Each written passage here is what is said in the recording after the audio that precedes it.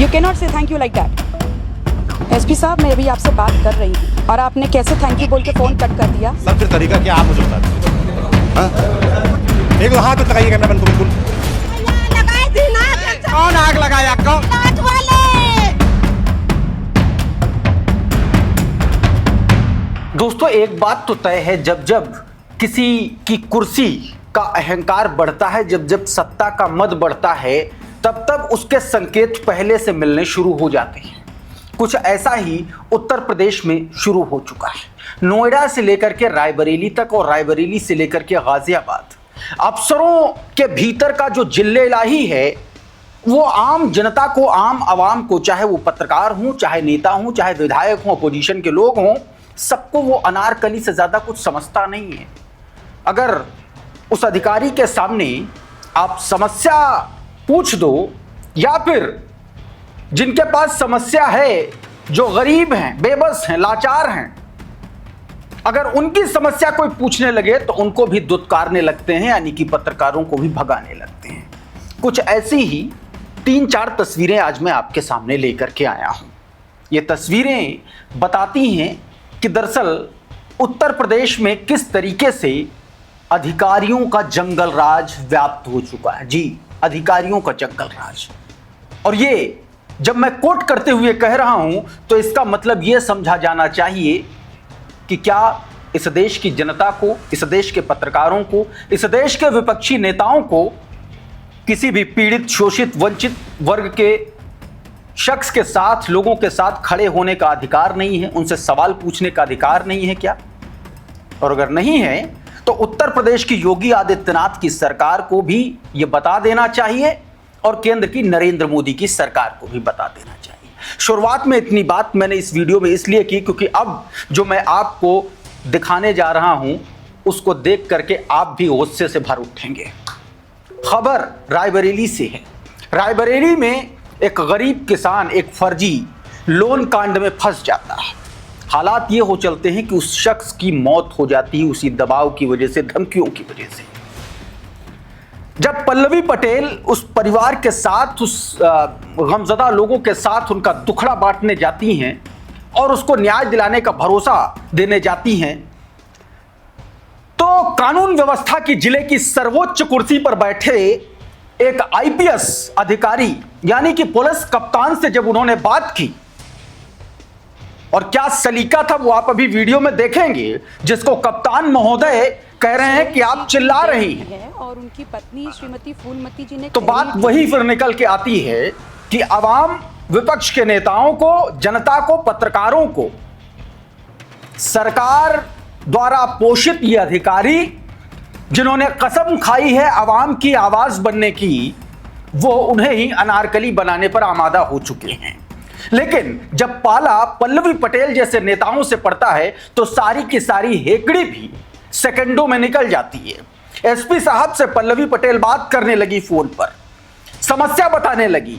जब time duration मांगने लगी तो एसपी साहब चिंता मत करो, जल्दी हो जाएगा। मतलब कोई एक डेफिनेट समय नहीं है उनके पास, लेकिन जिन धाराओं में एसपी साहब की पुलिस ने मुकदमा दर्ज किया उसमें बनता है कि आप तय समय के भीतर गिरफ्तारी करो। लेकिन वो लफंगे, वो हत्यारे खुलेआम गांव में घूम रहे हैं। एसपी साहब के पुलिस उल्टे पीड़ितों पर क्रॉस से मुकदमा दर्ज कर देती है, एफआईआर दर्ज कर देती है। जब पल्लवी पटेल ने इस बाबत शिकायत की, फोन पर बात की, तो उसके बाद फोन काट दिया गया बदतमीजी करते हुए। ये बदतमीजी ही कही जाएगी क्योंकि जब एक जनप्रतिनिधि आवाम की आवाज हुक्मरान तक पहुंचाने की कोशिश करता है और हुक्मरान बिना किसी वाजिब कारण के फोन काट देता है तो फिर उसको बदतमीजी के ही दायरे में लाया जाना चाहिए। सुनिए जरा क्या कुछ हुआ है। ले लिया, हम लोग परिवार के साथ नहीं तो अब मैं आपसे पूछ रही हूँ, आपने संज्ञान में लिया, 1 महीना हो गया है, अब आप मुझे फर्दर प्रोसेसिंग अपडेट कब तक देंगे? आपको और कितने दिन चाहिए गिरफ्तारी करने के लिए? नहीं, आप निश्चिंत रहें, इसमें जल्दी कार्रवाई करते। नहीं, मैं निश्चिंत नहीं हो सकती, आपको ऑलरेडी 1 महीना मिल चुका है। आप not you can not say thank you like that, you can not say thank you like that. Hello. हाँ हेलो जी मैडम। एसपी साहब, मैं अभी आपसे बात कर रही हूँ। हाँ हाँ और आपने कैसे थैंक यू बोल के फोन कट कर दिया?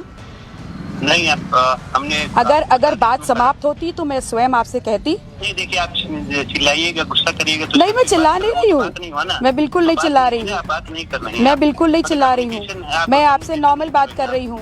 मैं आपसे पूछ रही हूँ 1 महीने में आपने क्या प्रोसेसिंग की है, आप मुझे अपडेट दीजिए। और अगर आपको वक्त चाहिए तो आप मुझे बताइए, 4 दिन, 5 दिन, 2 दिन। नहीं, जल्दी कर देंगे, आप निश्चिंत रहिए। जल्दी कितना? 1 महीना हो चुका है। आपका ही नियम कहता है 108 धारा में गिरफ्तारी जल्दी होनी चाहिए, तो जल्दी की समय सीमा मेंशन है उसमें। नहीं, ठीक है, आप चिंता मत करिए। आप मुझे बता दीजिए कितनी समय सीमा। मैं उससे पहले आपको डिस्टर्ब नहीं करूंगी, आप मुझे बताइए। आप हमको 10 दिन में एक बार फॉलो अप कितने दिन का? 15 दिन। 15 दिन। याद रखिएगा एसपी साहब, 15 दिन बाद मैं आपके ऑफिस पहुंच जाऊंगी। तो इस तरीके से पल्लवी पटेल ने एसपी साहब को यह बात बताई, ये बात समझाई बहुत आसान तरीके से, बहुत साफ लफ्जों में, और ये कहा कि आप लोग ना दरअसल जनता की सेवा के लिए हैं, जिल्लेलाही मत बनिए। ये कम से कम ये मैसेज देने की कोशिश की जानी चाहिए हर उस अधिकारी को जिसके मगज में यह भरा हुआ है कि अगर उसने इस देश की सबसे कठिन परीक्षा पास कर ली है तो उस जनता पर वो राज करने आया है। वो जिल्लेलाही नहीं है, वो उसी जनता का, क्योंकि लोकतंत्र में आवाम ही सबसे ऊपर होती है। और ये बात शायद कुछ अधिकारियों के दिमाग से निकल चुकी है। तभी तो नोएडा में भी इसी तरीके के कुछ अफसरान बैठे हुए हैं जो पत्रकारों के सवालों का जवाब नहीं देते। जब पूछा जाता है तो उनको भगाया जाता है। न्यूज पिंच के पत्रकार सौरभ त्रिपाठी जब नोएडा के पुलिस अधिकारियों के पास पूछने गए तो उनको किस तरीके से वहां से निकाला गया, वो आप देखिए इस वीडियो में। छोटा सा हिस्सा देखिए जरा। सर फिर तरीका क्या, आप मुझे बता दीजिए। हाँ? एक हाथ मत लगाइए कैमरामैन को, बिल्कुल। ये सौरभ वहां गए हुए थे नोएडा में पुलिस के दफ्तर में, और वहां पर अधिकारियों से जब बात की तो एक टी शर्ट पहना हुआ शख्स, ये बात सौरभ को भी नहीं पता थी उस समय तक जब तक ये वीडियो शूट कर रहा था कि वो शख्स कौन है, और सौरभ को उसने बाहर निकाल दिया। सौरभ क्या कर रहे थे? सौरभ सिर्फ उन लोगों से जुड़े हुए सवाल पूछने गए थे, लेकिन सवाल का जवाब नहीं दिया गया। ठीक उसी तरीके से जैसे किसी मुल्क में, किसी देश में राजतंत्र स्थापित हो, मोनार्की स्थापित हो, और वहां पर जिल्लेलाही के सामने अगर कोई पूछ जाए तो उसको 100 कोड़े मारने की सजा दे दी जाए। तो खैर यहां कोड़ेबाजी तो नहीं चल सकती, लोकतंत्र है, लेकिन जिल्लेलाही वाला जो दिमाग है, जो मगज है, वो उत्तर प्रदेश के अधिकारियों में जरूर है। इन तमाम तस्वीरों से यह बात साबित होती है। भी एक तस्वीर सौरभ शुक्ला से भी जुड़ी दिखाऊंगा, उन्होंने भी उनके साथ भी यही हुआ है, और वो तो कहीं जा भी नहीं रहे थे। खैर इस पर जो है ब्रजश्याम मौर्य लिख रहे थे, इसे कहते हैं असल पत्रकारिता। नोएडा में भारी बवाल के बाद डैमेज कंट्रोल के लिए पुलिस का आम नागरिक और पत्रकार के साथ अमानवीय व्यवहार कैमरे के सामने आ गया। क्या बालिग क्या नाबालिग, पुलिस ने मौके पर जिसको पाया सबको उठाया, और तो और उनके घर वालों को सूचित करना और गिरफ्तारी की वजह तक नहीं बताई। फिलहाल नोएडा में अपनी नाकामी को छिपाने के लिए पुलिस किस तरीके से काम कर रही है, ये जो वीडियो मैंने आपको दिखाया ये इसमें साफ नजर आ रहा है। एक और पुलिस की नाकामी का दिखाता हूं। कहीं 4 लोग खड़े होकर के पुलिस की नक्कारपंथी की जो तूती बोल रही है उसको कहीं कैमरे के सामने बयां न कर दें, इसलिए 3 बिल्ले वाले लोगों को लगाया गया है कि पत्रकारों से बात नहीं करनी है। सौरभ शुक्ला रेड माइक वाले एनडीटीवी में रहे पहले, अब अपना खुद का प्लेटफॉर्म रन करते हैं। तमाम सारे टेलीविजन के पत्रकार हैं जो यूट्यूब पर हैं, बहुत सारे लोग हैं, और सौरभ शुक्ला उनमें से एक है। रेड माइक अपना न्यूज प्लेटफॉर्म रन करते हैं, गए थे पीड़ितों का हालचाल लेने, उनकी आवाज बनने, उनका दुख और दर्द समझने के लिए। लेकिन वहां पर ड्यूटी इसलिए लगाई गई है पुलिस वालों की कि देखो कहीं कोई पत्रकार तो नहीं आया है पीड़ितों की बात अगर सुन ले। ये वीडियो देखिए जरा, आपको बहुत कुछ समझ में आएगा। देखिए छोटा सा हिस्सा इस वीडियो का। तो हम तो इतना तो करेंगे नहीं, हम भीड़ नहीं, ये लोग ऑलरेडी ये लोग ऑलरेडी खड़े हुए थे, और हम उनको पूछ रहे हैं कि उनके बता रहे हमारे परिजन नहीं, हमारा बेटा नहीं मिल रहा है, हमारी बहू नहीं मिल रही है। अब मीडिया भी बात नहीं करेगी क्या दरोगा जी? तो आप नहीं, मैंने नहीं कराया सर। और हालात क्या हैं मैं आपको बता देता हूं। उत्तर प्रदेश के नोएडा से लेकर के लखनऊ तक, लखनऊ से गाजियाबाद तक मैं ये बात बार बार क्यों कोट कर रहा हूं। राजधानी लखनऊ का विकास नगर इलाका, और विकास नगर का एक इलाका है रिंग रोड के पास, कुछ करीब 250 परिवारों की झुग्गियों, 250 परिवार कुछ झुग्गियों में रहते थे। और बीती शाम 5:30 बजे लगभग आग लग गई। उस आग में 2 बच्चियां जिंदा जल गईं। तमाम सारे जो गरीब मजदूर लोग थे उनके सपने जल गए उसी में, क्योंकि किसी की पढ़ाई की फीस रखी थी, किसी की किताबें रखी थी, कोई घर बनाने के लिए एक एक पाई जोड़ रहा था।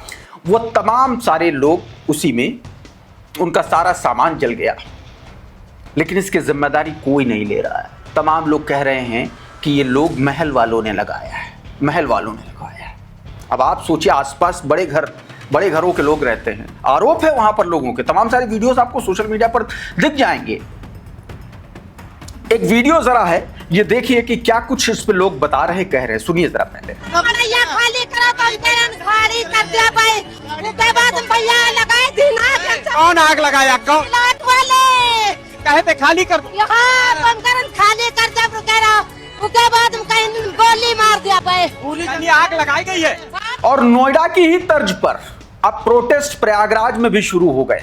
जरा इस वीडियो को देखिए। ये प्रोटेस्ट की तस्वीरें ये प्रयागराज की हैं। बताया जा रहा है कि पावर कॉर्पोरेशन लिमिटेड PPGCL में काम करने वाले करीब 4000 मजदूर वेतन बढ़ाने की मांग को लेकर के उन्होंने एक तरीके से काम ठप कर दिया, बंद कर दिया और धरने पर बैठ गए हैं। सीधे तौर पर ये वो तस्वीरें हैं जो सालों साल से मालिकान जो हैं मजदूर का शोषण करते चले आए हैं। लेकिन अब जब मजदूर अपने हक की मांग कर रहा है तो वो लाठियां खा रहा है, उसको जेल भेजा जा रहा है। नोएडा जैसे हालात इनके भी होंगे 2 दिन बाद, इन पर भी लाठियां चलेंगी, क्योंकि उत्तर प्रदेश ऐसी तमाम तस्वीरों का गवाह रहा है बीते कुछ सालों में। ये तस्वीरें प्रयागराज की हैं जो आप अपनी स्क्रीन पर देख रहे हैं। और जो बात मैंने विकास नगर में झुग्गियों पर आग की थी, उसमें बताया गया कि 30 सिलेंडर फटे थे एक साथ। एक हादसा और हुआ, और यह हादसा हुआ गाजियाबाद में। ये तस्वीरें देखिए जरा, ये गाजियाबाद की तस्वीरें हैं। ये वीडियो सचिन गुप्ता ने शेयर किया और बताया कि 150 से ज्यादा झुग्गियों में आग लगी है। लोग कूड़ा कचरा बीनते थे और यहीं पर स्टोर करते थे। जबरदस्त तरीके से वहां आग लगी है और दावा यह किया जा रहा, कहा यह जा रहा कि सिलेंडर फटने की आवाजें आ रही हैं। ये तस्वीरें सचिन गुप्ता ने शेयर की। एक और ये वीडियो देखिए जरा, ममता त्रिपाठी ने शेयर किया।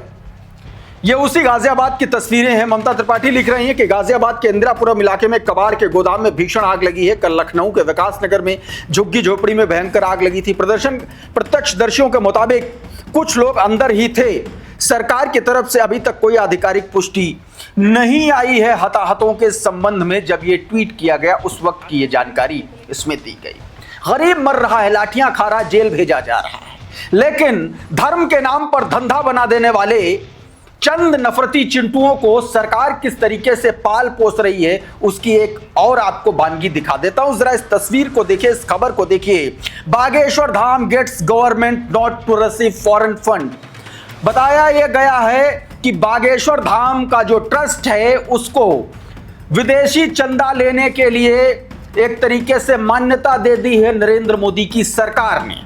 सचिन गुप्ता लिख रहे हैं कि गृह मंत्रालय ने बाबा बागेश्वर धाम को FCRA foreign contribution regulation act licence दे दिया है, यानी कि अब धीरेन्द्र शास्त्री विदेशों से जम करके चंदा ले सकेगा। सीधे तौर पर यह कहा गया, यह द हिंदू की रिपोर्ट है, इसके मुताबिक 15 अप्रैल तक कुल 38 NGO और FCRA को लाइसेंस दिया गया है, जिसमें रामकृष्ण मिशन, दिव्य ज्योति जागृति संस्थान, राधा स्वामी सत्संग और द इंस्टीट्यूशन एक्ट धर्मस्थली जैसी संस्थाएं शामिल हैं। इनको सीधे तौर पर इसका एक तरीके से आप कह लीजिए कि लाइसेंस दे दिया जाएगा कि आप लोग फॉरेन चंदा जो है वो ले सकते हैं। इस वीडियो में बहरहाल इतना ही। बहुत बहुत शुक्रिया, बहुत बहुत धन्यवाद। आप जुड़े रहिए आपके अपने चैनल खुदरंग के साथ। नमस्कार।